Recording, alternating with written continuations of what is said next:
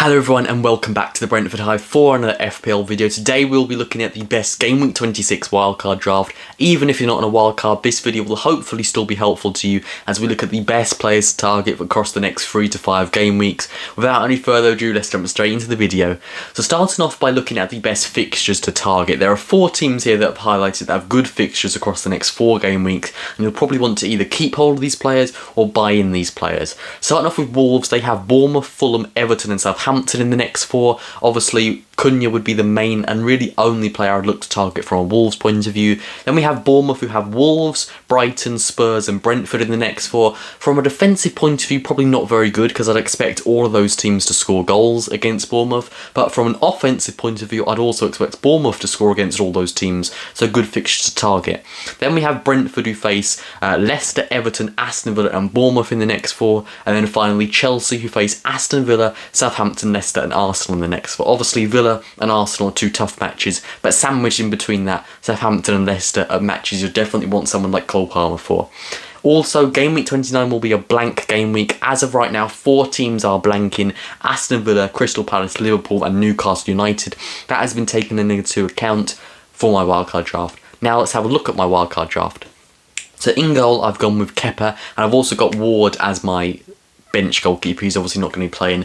Now for goalkeepers it's really tough because I don't think there is a standout goalkeeper. There's no goalkeeper in the game right now I look at and say, right, I really want him in my team. So I think it honestly depends on who you want in your team, because goalkeeper wise I think there's very small margins. You know, Nottingham Forest have tough fixtures, Arsenal have tough fixtures. I've got an Everton defender, so I don't necessarily want Pickford. So for now I've just gone with Kepa. Moving on to the back line, I have got Tarkowski, Robinson, Muno, Mosquera and Aina. Obviously Mosquera is going to be the bench defender, the 3.8, he's not going to be starting.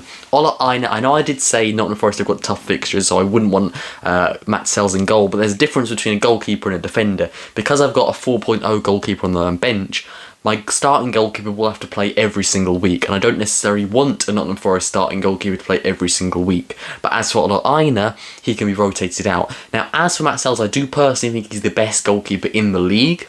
I also think he's probably the best goalkeeper in FPL, but I also think that it's not really worth paying that extra 0.5 for him when the fixtures upcoming don't look amazing. And Nottingham Forest have looked a bit more vulnerable defensively recently. You know, they got absolutely torn apart by Bournemouth, and you know they conceded a couple of goals to Fulham. They have put in a couple of poor performances recently, which would make me a little bit worried, but I would still definitely want Ola Aina in my team.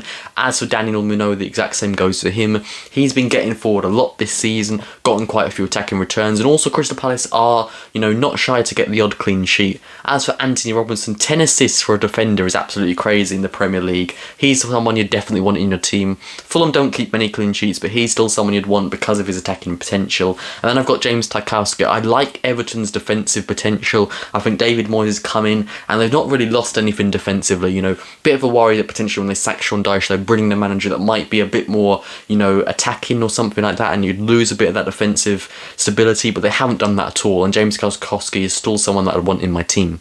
Moving on to the midfield, we've of course got Salah, Palmer, we've got Cliver, we've got Kevin Schade and we've got Sangare. Sangare is obviously the bench player. Now, Cliver is someone who, again, you'd want a Bournemouth player because their, you know, attack looks really good. I've gone with Cliver. I explained it more in my weekly FPL thread, so if you want to go and check that out over on Twitter, then you can go a bit more in depth about why I picked Cliver over Dango and Semenyo. But for now, I'm just going to say Cliver is in the team. I do think he's the best player. He's in my own team. I bought him in this week. Only an assist against Southampton, but I do think he will start to get more goals upcoming. Then we have Kevin Schade. Now, as you'll see in a minute, I have included a bit of a rogue shout, someone that doesn't get talked about much in FPL anymore because of his price tag. I think you probably know who I'm referring to.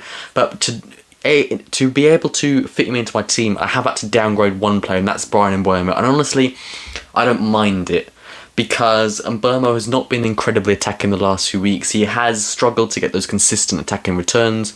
Obviously already played Southampton, who's done so well against this season. Schade, on the other hand, has looked a lot more confident in the last few weeks. Scored in our last 3 successive away matches, which is really impressive. We've won all of those matches and he's been a big part of that.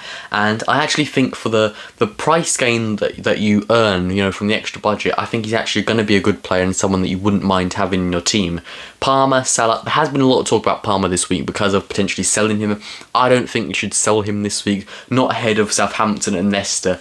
You know, Villa this week is not going to be a great fixture, but I still think the next 2 fixtures you're not going to want to sell Cole Palmer before those matches. Now onto the attack. Erling Haaland is back.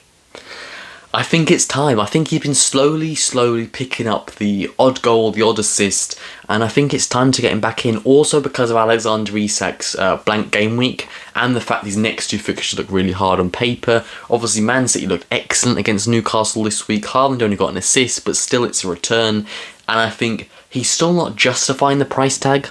But I think that in the run down to the end of the season, a lot of managers are going to be scrambling their teams to get him back in. And if you get him in early, could be the difference between ending the season on a high.